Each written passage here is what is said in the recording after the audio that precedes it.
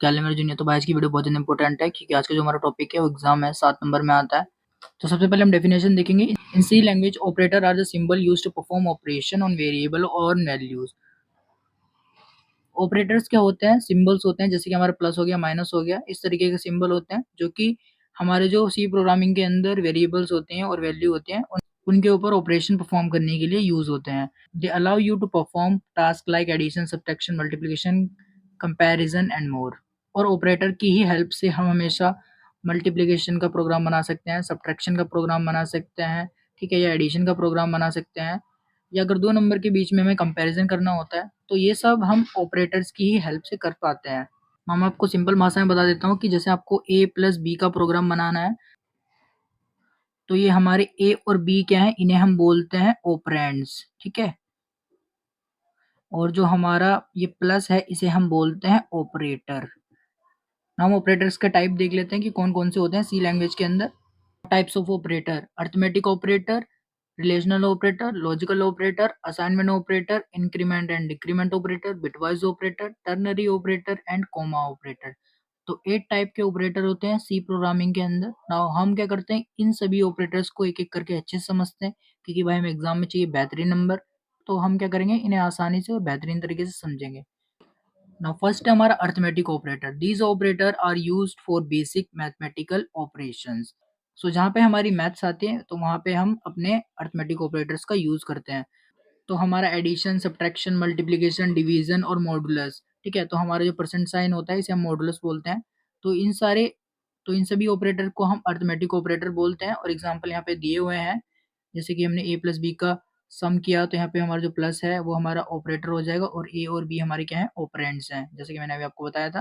तो इस तरीके से हम प्लस कर सकते हैं, माइनस कर सकते हैं, मल्टीप्लाई, डिवाइड और अपना रिमाइंडर भी निकाल सकते हैं। बाकी आप चैनल को सब्सक्राइब कर लो, आपको आने वाली वीडियोस में प्रोग्राम मिलेंगे इन सभी के।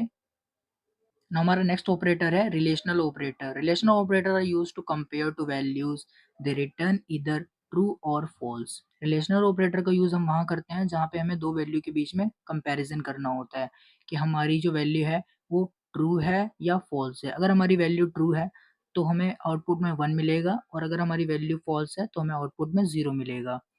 तो हमारे जो रिलेशनल ऑपरेटर होते हैं वो ये होते हैं: equal to, not equal to, greater than, less than, greater than equal to, less than equal to, ठीक है। तो भाई आप भी एग्जाम में ऐसे लिख के आना, आपको डेफिनेटली अच्छे मार्क्स मिलेंगे। Now थर्ड है logical operator. Logical operator used to perform logical operations, often it's condition, if, while etcetera. Logical operator हमारे तब यूज होते हैं जब हमें लॉजिकल ऑपरेशन परफॉर्म करने होते हैं। जैसे कि हमें इफ कंडीशन का यूज कर रहे हैं, व्हाइल का यूज कर रहे हैं, नहीं तो अगर हम अपने प्रोग्राम के अंदर इफ और व्हाइल का यूज कर रहे हैं तब हमें लॉजिकल ऑपरेटर का यूज करना पड़ता है। तो हमारे लॉजिकल ऑपरेटर होते हैं एंड और नॉट, ठीक है। Assignment operator. Assignment operator are use to assign value to variable. Assignment operator क्या करते हैं, आपके वेरिएबल की वैल्यू को असाइन करते हैं। जैसे कि आप देख सकते हैं हमारा इज इक्वल टू हो गया, plus is equal to, minus equal to, multiply is equal to, divide is equal to, modulus equal to. तो ये सारे के सारे हमारे असाइनमेंट ऑपरेटर हो गए। नाउ नेक्स्ट है increment and decrement operator. These operator are used to increase और decrease the value of variable by 1। तो इंक्रीमेंट और डिक्रीमेंट ऑपरेटर का हम यूज वहां करते हैं जब हमें एक वैल्यू बढ़ानी होती है, एक वैल्यू घटानी होती है, ठीक है। तो अगर हमें एक वैल्यू बढ़ानी है तो वहां पे हम प्लस प्लस ऑपरेटर का यूज करते हैं, जैसे कि आप एग्जांपल में दे सकते हैं ए प्लस प्लस। और अगर हमें एक वैल्यू माइनस करनी है तो हम अपने डिक्रीमेंट ऑपरेटर का यूज करते हैं by using A minus minus. Now next है हमारा bitwise operator. Now bitwise operator perform operations on individual bits of integer. Individual integer पे ऑपरेशन परफॉर्म करने के लिए हम बिटवाइज ऑपरेटर का यूज करते हैं, जैसे कि हमारा एंड हो गया, बिटवाइज और हो गया, ठीक है, बिटवाइज एक्सओर हो गया, नोट हो गया, लेफ्ट शिफ्ट हो गया, शिफ्ट राइट शिफ्ट हो गया। तो इन सब ऑपरेटर का हम यूज तब करते हैं जब हमें सिर्फ एक एक इंटीजर पे ऑपरेशन परफॉर्म करने होते हैं। नाउ नेक्स्ट है ternary operator. The ternary operator is the shorthand for if else statement. It has 3 parts.